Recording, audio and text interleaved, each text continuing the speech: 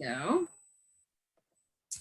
So I want to thank Troy Bungart for being here today for the Roomshow 2022. We have a number of room shows under our belt now, and I certainly hope that that's something that we get to continue to do. Yeah. I had some questions that I wanted to ask you, and then we could kind of run through some slides as well. I know you're known for both your tools and your pottery. So what would you say that you're best known for in the pottery world, or when people hear your name, what products come to mind? Well, I don't know what I'm best known for. I I sell a lot of tools online, a lot of brushes. I sell my pots. Uh, I would have to say it's pretty equal across the board. All right. If there were a single type of pottery piece that people would associate with you right now, what would you say that was? Well, it would probably be the rabbits, rabbit mug or some form of the little animals I do. I need to get rid of something. Okay, there we go. Now I can see the picture. All right. That's me. Um, so yeah, it's the rabbits is kind of been something that I've been working on for a while, and it just is a really fun part of what I do. Awesome. Can you tell me kind of how the rabbits came to be and what your kind of personal association with those is? Well, the rabbits, I have drawn and painted and sculpted and carved rabbits for as long as I can remember. A turtle was my first pet, but a rabbit was probably my second. Yeah. I've had rabbits on and off over the years for probably more years than I haven't had rabbits. My kids raised rabbits for 4-H. We've had them as meat rabbits. We've had them as pets. Probably had them as pets longer than anything else.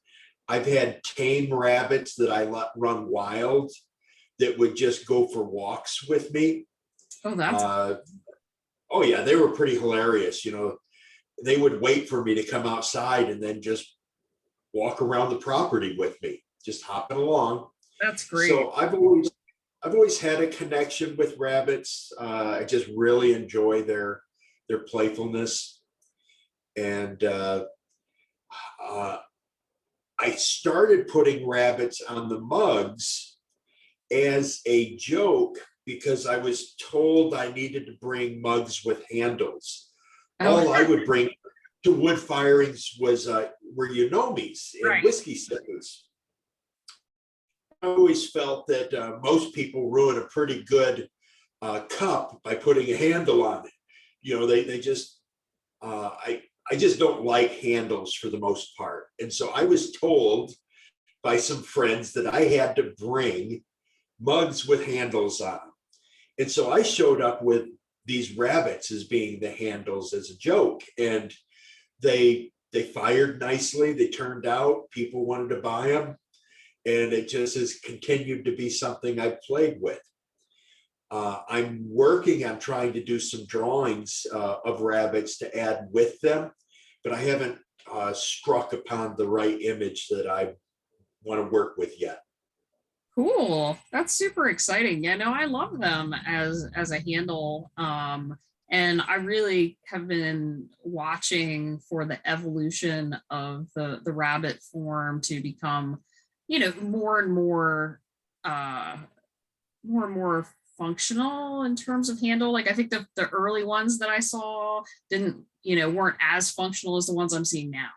Like you've really evolved them into something that is truly a handle and yet a rabbit, which I think is just fantastic. Well, and that comes about from I just using them day in and day out now myself, and I start to get a pretty strong sense of what feels right to me, and that has altered how I make them and attach them, and the size I put them on the cup. They're getting bigger. So, so they have evolved a little bit. Yeah, no, that's exciting. That's exciting. So in addition to the pottery, you're also known as a friend to potters everywhere. And I know you like to connect with other artists at live events, and you're very active on social media. And you do a lot of workshops. And also, like when I first met you at NCECA, like I recognized you as the tool guy, the guy who was making those really high quality pottery tools that I was just drooling over. So tell us about the behind the scenes there. Like what kind of tools do you make that you use the most in your own work, and what tools do you love? Well, what tools do I love? It's a really funny thing. When I'm making tools, I can kind of get bored of making one type of tool. Yeah. And so I love whatever I haven't been making. And then I like to make that for a while. You make a bunch of those. But the kidney rib is a shape I really, really enjoy. It to me, has a higher, the one in the picture has a higher back on it. So it's a little deeper. And I just love the curve as it goes all the way around. That allows me to throw a bowl that could be a shallow bowl or a deep bowl. And it just also allows me to make sets of bowls where they're the same size by holding the rib the same way, so it gives the same curve. Yeah, no, I love the the very soft curve of that rib. I mean, it lends itself to creating a lot of different shapes. And you don't have the agony of the digging in of that one edge that potentially could be there, which is really nice. Right. Now, I do also really like a triangular rib, I'm looking for and that one now. Like this I'll one use a or this one yeah. Well, or this go one. back. Yeah. So Okay. I'll use a rib like that, not just for plates or platters, but I actually use it like a trim knife when I throw off the hump. I will use that to part my piece off of the wheel rather than using a cutoff wire. So I just kind of push that in and lift off with my other two fingers on my other hand and just set the piece aside and keep right on throwing. Nice. I'll use the point. I've got one of the little guys. Yep. And I'll use the point of it for the same purpose. Or even if I have a plate or platter that I'm just like I just want to do a little bit of an undercut before I wire it off, I'll slide that guy under there and I don't have to worry about, my pointed stick being larger, getting in the way Yeah. of that rim. Now, another thing about this particular piece is it it's really hard for me sometimes to see just how gorgeous wood is until I've made a finished piece and have photographed it. And you could ask me for another one like this, and I'll probably never come across another piece of wood that has that same pattern and curve to it. And if I could get that rib back right now, I would get it back, just because to me that's just a really gorgeous tool and piece of wood that is more of a piece of art in my mind than a tool. Oh yeah, that's the thing. Like, normally I'm a slob with my tools, but with yours I have to clean them up because I like looking at the wood grain. So tell me about, and I don't think I have a picture of them, but tell me about your paddles. Because I know that you've made a number of different types of paddles over the years. Okay. Well, I keep making paddles because people keep asking me for them. Right now, most of my paddles are made with a pattern on one side. And so I am making those on my CNC router, and it allows me to put just about any design I want on a paddle. And so I'll have people send me a design, and I'll be able to put that on their paddle for them. And it just is a really fun way to connect with people and to give them something that they couldn't have any other way. They can come up with an idea and I can help them complete it. And I find that to be really enjoyable. And there's a number of people that like having that service available. Yeah, that's super exciting. One of the downsides to, purchasing, you know, uh, a stamp or, anything like that that's kind of commercially made, if there's a lot of them out there, then everybody's, ultimately kind of making the same thing, even if you're not making the same thing, right? Like in your mind, sometimes you're like, well, a lot of people are using that image. I'm not sure I want to use that. But so being able to personalize that is very exciting. I've made a few paddles that I was going to start to sell on my website. And then once I played with it for a little bit, I said, nah, I think I'm going to keep this design for myself. Yeah. So every once in a while, I get a little selfish that way. Well, that's okay. Like I said, you don't want to look at every pot out there and have it reflect that thing that you're trying to do that's unique to you, right? Right. And when I started making these paddles, I wasn't putting impressions on my pots. I was just trying to provide a really well-made tool for people. And then I started using them to demonstrate what the patterns would look like. And all of a sudden I found myself, playing with them and having fun and adding them to my pots. Yeah. Yeah, that's exciting. And you laser engrave too, right?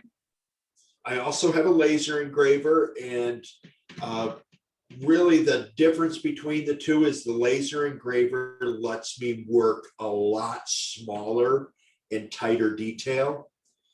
And the CNC, and it's slow, uh, but the CNC router allows me to do bigger stuff pretty fast. Nice. Nice. And I guess you have to be pretty skilled and have some control over that, huh? Well, yeah, you got to know what it does with different materials. Um, I've been trying to make some stencils, some paper stencils, and I keep setting my paper on fire. And so I finally found a paper that doesn't burn, and it makes a pretty nice stencil. Oh, that's exciting. That's exciting. That's not something I would have thought of. Well, you've seen a lot of people use the paper stencils and put slip over the top of. Hmm. Uh, I've been laying the stencil into wet Shino and then sprinkling wood ash over the stencil with Ooh, a sieve, yeah. and then lifting the stencil off. And then it gives me a really nice wood ash on Shino in my gas kiln. Yeah, no, that sounds really nice. That sounds really nice. I'm sure that does some interesting things and you can make some really neat patterns with that. Yeah, that's really new stuff I'm trying right now, and I don't even have photos to go with that. So you also make custom tools for artists, myself being one. Can you tell me about some of the custom tools you've been making for people? Well, a lot of the custom tools are, somebody has an idea for something that they would really like to have, but nobody makes it. And so I ask people to send me a drawing. Uh, so they're going to take a photo or scan the drawing. and send it to me either by email. Some people Instagram send it. I've got it from Facebook Messenger. However you want to send it to me. I just need it to have a scale ruler in the drawing and measurements. And then I make the tool and send a photo of the tool to the person, and they tell me whether I got it right or not. I usually get it right. Sometimes I misunderstand the image so badly No. that it makes me laugh. You know, I just, how could I have seen it that way? You know, it just can be pretty funny sometimes, but it happens. Yeah, no, I can understand that. So you make tool lines for Sunshine Cobb and Dita Mert as well. So what types of tools did you use? Plus the tool I made for you, Yeah. which haven't put any of those in your hand for quite a while. But Yeah, no, that's okay. I have a picture of one of mine in my slideshow coming up, so we'll talk about that one too. Yeah, I just made a batch of tools for Sunshine, and she's been shipping a lot of those out with her books. It's Oh, that's great. pretty amazing how she's doing with that. And a month ago, I sent Dita Mert a bunch of tools, so she's having fun with those. But Dita and I designed a couple tools that I make for her and do some laser engraving work on them as well. And I make Sunshine's sunshine stick. That's her measuring stick that goes with her cheese wire. And I also make a spear-shaped knife tool for her. Cool. Cool. Well, that's exciting. Yeah, I had seen her sunshine sticks. I don't know if I recall seeing Dita's stuff, but we'll have to take a look at that here. I make a paddle for Dita and a poker tool. Nice.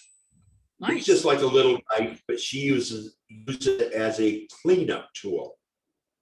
Oh, all right. Great. Well, I got some other ribs here of yours that again showing off some of the beauty of the wood.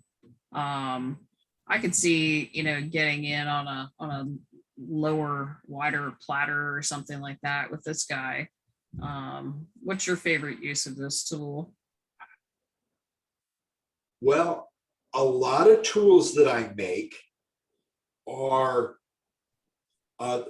they're functional, but they're more about the aesthetics of the shape. So a lot of times I think of them more as art objects that just happen to be functional. So I was making that two curve shape as a fish and using that particular wood to play across it like fish scales. Yeah, no, I see that. That's really great. And I love this one. This one, I believe you have a couple of these for sale right now out there. But I was really enjoying the coloration. This is a new material that I've just been getting that is very similar to an old material that I used to use. It is a composite wood, so it's an engineered wood. Uh-huh. Like Trex or something like that. It's got a lot of resin injected into the wood, so it is a laminated plywood with dyes in it. Oh, neat. But it has a very, very smooth finish, and it's very tough. It's what's used in knife scales and archery bow stocks. Wow. And just a lot of different things like that. But the wood actually works and feels more like plastic than wood. Neat. Well, and I just really liked the colors it comes in. Yeah, no, I was in love with this. I thought this color was great. And I didn't know if you had dyed these. So it's interesting to know that you can get Um, this way and then work with it. And, kind of as you're, sanding this down, reveal those layers. That's pretty great. yeah, that's a fun part of the process. From being the standpoint of being a maker, it really makes making enjoyable as you watch something unfold and reveal itself in front of you. The same way, working on a painting or a print making or, ceramics, it's just the process is slowly revealed to us, and we get to enjoy that maker's process.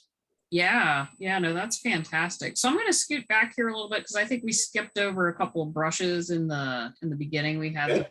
a nice big bin of bamboo brushes with a number of different types of material used for the brush itself. So tell us about how you taught yourself to make handmade brushes and why you did so.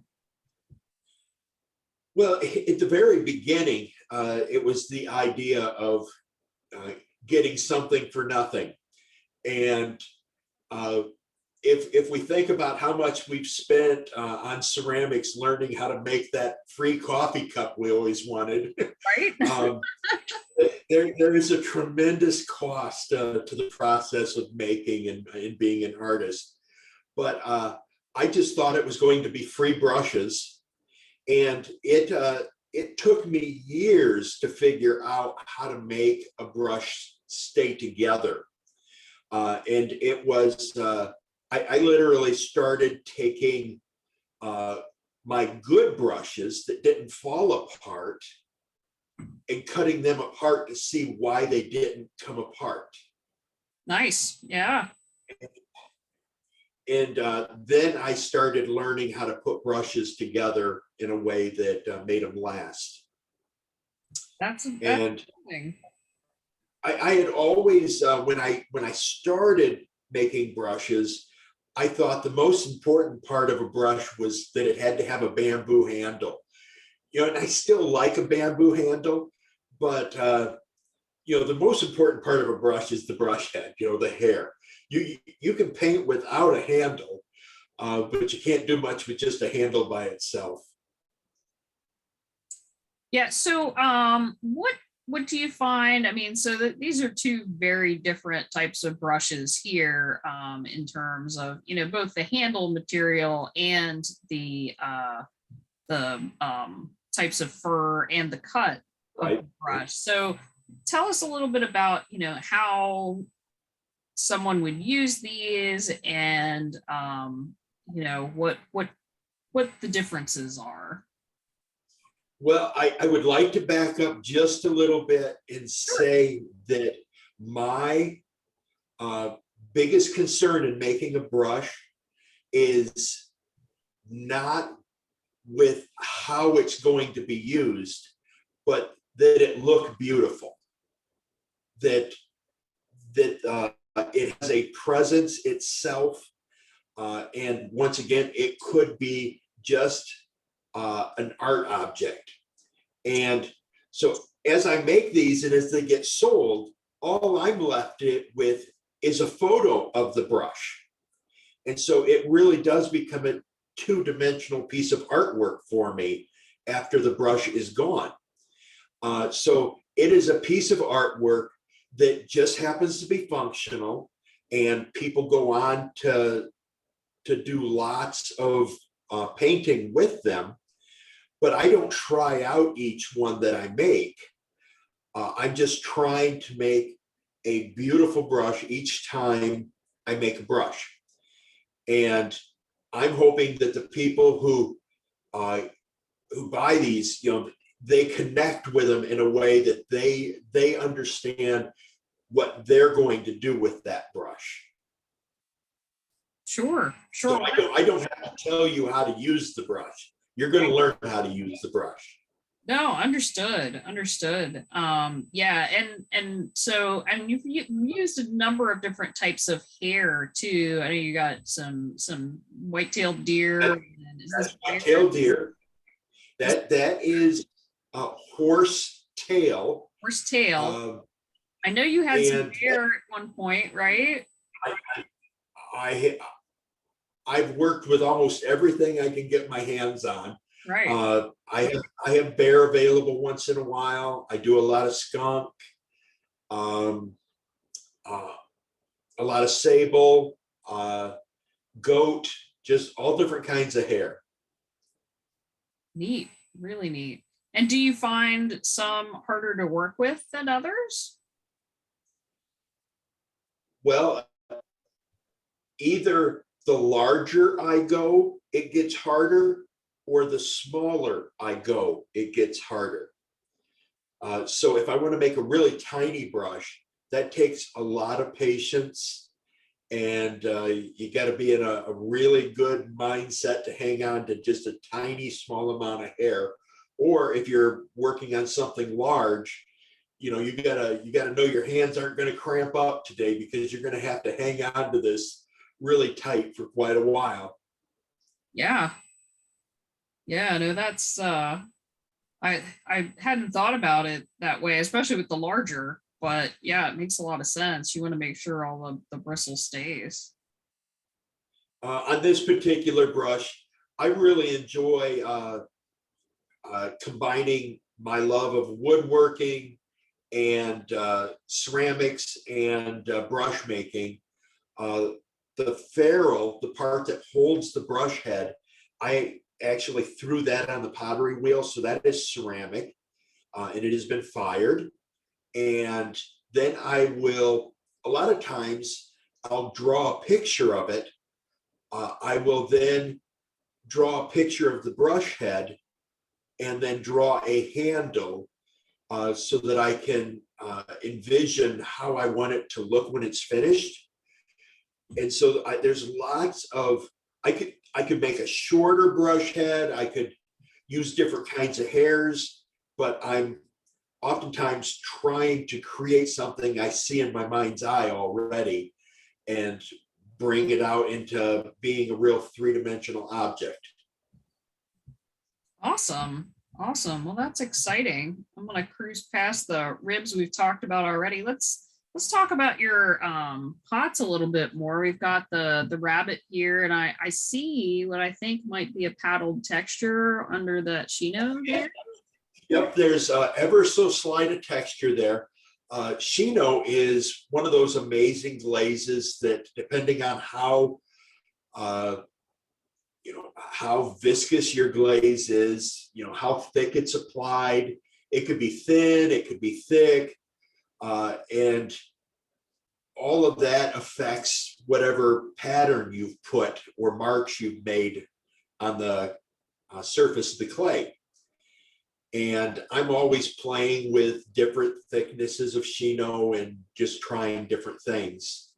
Uh, I also like paddling the pieces, because it softens them up. It alters the form a bit. It whacks them out of being a perfect round, and just gives them a little more organic, a little more softer feeling to them. Yeah, you can see here too, and then you fired this one on shells on its side. Yeah, I side fired that one. That's always scary when you've got that much, uh, All this, the rabbit yeah. fish cantilevered out there, hanging out in the middle of nowhere for a 5-day firing. You just wonder if it's going to slump at all. But that one did just fine. Nice, nice. We had a question from the audience. Do you have your own wood kiln? I do not. I would love to have my own wood kiln, but uh, in the area that I live, uh, we just have a lot of wood kilns here, and I get invited to fire with a lot of my friends. So I haven't been forced to get my own wood kiln. So I fire with some great communities here. Justin Rothshank, Mark Gertson. They both have wood kilns. I have fired with the Notre Dame group, which has a kiln about 45 minutes from my house. I fired with the Kalamazoo group. That is, their kiln is off-site, but it's part of the Kalamazoo Institute of Arts. A really great group of students and teachers there. There's a few other kilns in our area, so that just offers a lot of opportunity throughout a year. Yeah, no, that's great. That's great. And it takes a community to be able to fire one and Yes, yeah. So, So if I had my own wood kiln, I would be either pulling from the same community of wood firers, or would have to develop a group myself. sure, that makes sense. Makes sense. So it's looking like most of these guys came out of a wood kiln. What other methods of firing do you use for your work? Well, I do have a gas kiln Uh-huh. That I fire here at my home studio, and I have a few electric kilns that I use from time to time. These are all wood fired. They all have at least some shino on them. I always glaze my wood fire because I never know where my pots are going to go in the kiln. So if I end up all the way in the back and end up with a bunch of dry pots, that wouldn't really make me terribly happy. So I've really been fond of shino for a lot of years, and it just continues to serve me well in the wood firing. I've just started putting some green blue glazes on. Is that an that I've been, there? yeah, it's in a rebay. And depending on what wood kiln I put it in, it may turn out red, it may turn out maroon, it may completely disappear. Do you see the maroon on the red on that, the maroon? I just love how that turns out. And it still gets some turquoise on there, which I just find fascinating. Yeah, it's amazing. It's amazing. The is there any tin in that glaze? I do not memorize glazes. I don't either. I just sometimes I remember, but yeah, it would be interesting to know I have a whole where the red's coming book of from. my glazes, my notes that, but that Oribe is Orby. That Orby, how did you say it? I always mess it up because of. Yeah. That's what I've heard. But that's out of, potato. That's good. that's out of John Britt's book. Oh, all right. Cool. Wow. So it's no secret recipe. A little bit, yeah. Play with that a little bit. Is this the Malcolm Davis Shino, or is it a slate? No, I have two different Shinos I use now. I use a Chris Gustin crawl. Okay. Which really doesn't crawl for me. The white one. And I have, yeah. Okay. But I also put it on very fluxy clay, and I think it really smooths it out. And it's a high iron clay also. Okay. My other Shino is a pretty fun Shino. I call it my house Shino or port Shino. So it's kind of made like port wine. Do you know how port wine is made? No. Okay, so you can buy a port wine that could be 100 years old, and Oh, it just keeps It's adding the mother to it, basically, like you a just keep mother. adding to the mother. All So right. I have a porcino Nice. that the bucket has never been empty. And it's the bucket that I put all of my test chinos into. Nice. So if I test a chino and it's like, that's nothing special, I'll dump it in there. If my Chris Gustin gets a little low and I want to make another batch, it gets dumped in there. So it probably has 15 or 20 different chino recipes inside of it. Nice. And Nice. We had one so of it's these it's called Everyman that was just that same thing. Yeah. so I couldn't give you the recipe to it, but I would certainly let you dip some pots in it. Right. Oh, that's great. That's great. So what's new and exciting? What do you have coming up? I know we both passed on NCECA this year, but what do you have in the near future? Well, passing on NCECA, that's nothing new or exciting. That's a big disappointment. Yeah. But trying to look forward and keep my head up.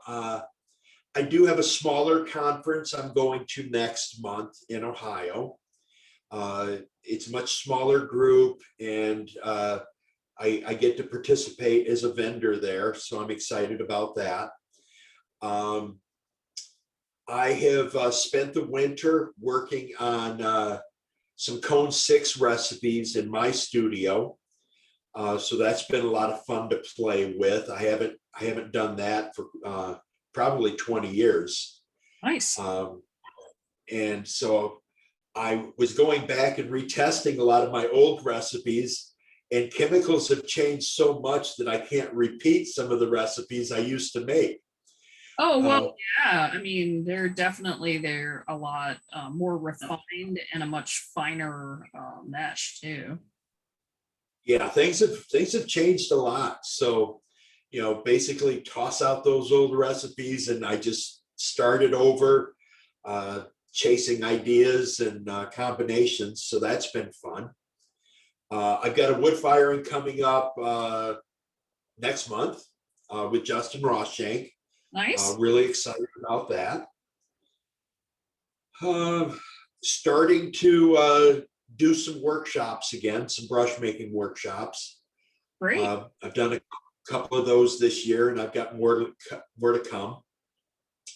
I am working on a virtual workshop that I hope to release soon on my website, and that will be designed to work one-on-one or in small groups to help somebody be able to make brushes through a Zoom encounter. Oh, that's awesome. Well, that'll be So fun. where a lot of people offer a workshop online where it's just like any other workshop, you watch somebody demonstrate. I'm trying to design this to be an interactive Zoom workshop where I can watch them make and help them along, and basically, distance brush making and see how that works. Awesome. That's exciting. It looks like you have some exhibitions coming up in May with Shaller and Uh, Things galleries. yeah, I've got some stuff happening with the Shaller Gallery that's going to be fun, and I am have been invited to be in Charlie Cummings' next Woodfire showing. So I'm sending work to that. Great, great. That's exciting. Um, what else was there? Oh, Michigan Pottery Tour in September. Yep, that is always a really, really good time. We have a community here that comes out in mass and supports the pottery tour. So it's a pretty big event for a Saturday and Sunday and the end of September.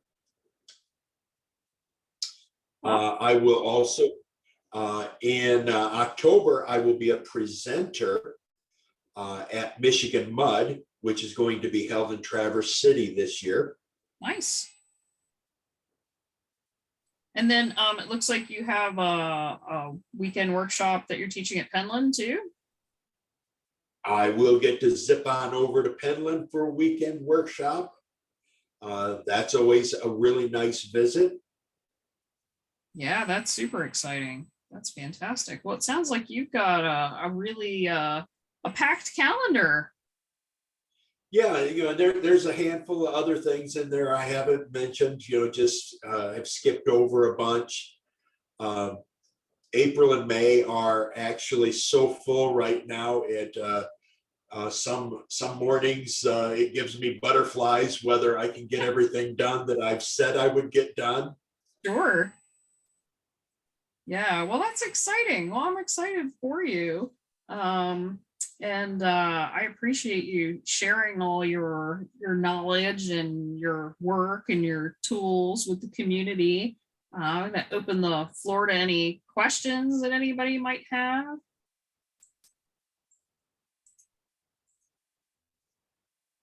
Question away. That's the one thing I miss the most about NCECA is meeting up with all of the potters and just getting to talk to people about tools and brushes. People, that I run into really want to talk about, they'll tell me about their favorite tool or their favorite brush, or why don't I make this tool or this brush? And so I get a lot of feedback about, what turns into ideas for my next project. Yeah, no, that's one of the things I love about NCECA is just the sharing of ideas. So we have a question from Margaret. How do you get the brushes to stay together? It's magic. Well,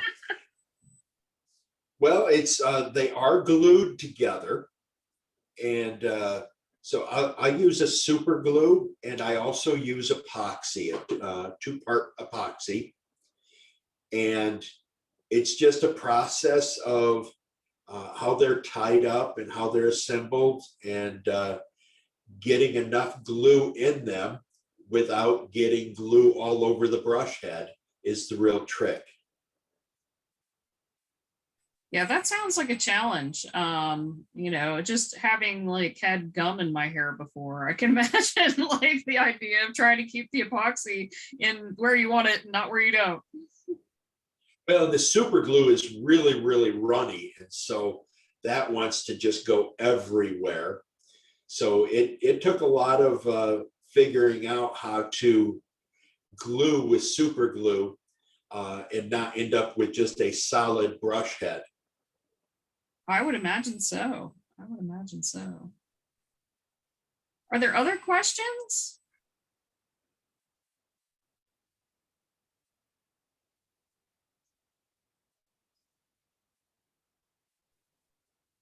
I've even had people show up to our room shows with drawings of tools for me to take back with me that, this is the tool they want.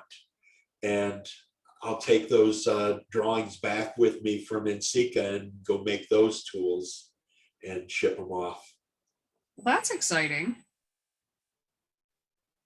I bet that's kind of something that like, go to bed that night at NCECA and you're like dreaming of making these new tools. Yeah, I'm always, it seems like either dreaming about making brushes or pots or tools, or, the making process, even when my hands have stopped, my head is still working on solving problems. Yeah. Well, so there's a question that I have for you. I know that you had some issues with your shoulder and that hampered you for a little while. How's that going? Have you learned to overcome some obstacles to continue doing the things that you want to do? Well, I had a wonderful, wonderful surgeon who did a marvelous job on my shoulder. I have fully recovered and actually have more mobility than I did before I hurt myself.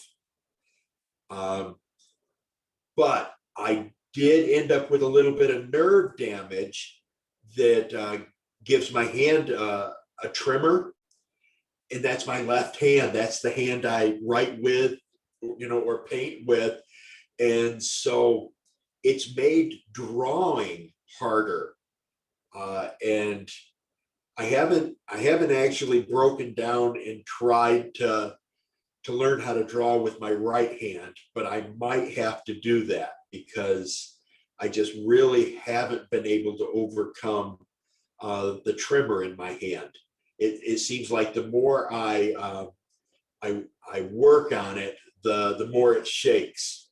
Oh, And my surgeon said, well, we can go back in and see if we can fix that nerve damage. And I just can't imagine going through surgery again. It was so hard. It was really, really, really painful. wow. So I think I will learn how to live with this and come up with other ways to create and make. Yeah, well, we're so fortunate in the day and age that we live in that we have so many tools at our disposal for creating things. Yeah, yeah. I mean, But I can throw just as much as I have before. Um, so it's just that really there's fine detail, that fine motor detail for like drawing and painting kind of thing. yeah, and my arm, my shoulder is fine. It's just my hand shakes. Yeah. Wow. And if you add two pots of coffee to it, it yeah, yeah, you Gotta gotta gotta go with the Sanka. I, Gotta get a little of that caffeine out, huh? I mix glaze with that hand. Oh my. Oh my. Much. Were there other questions for Troy?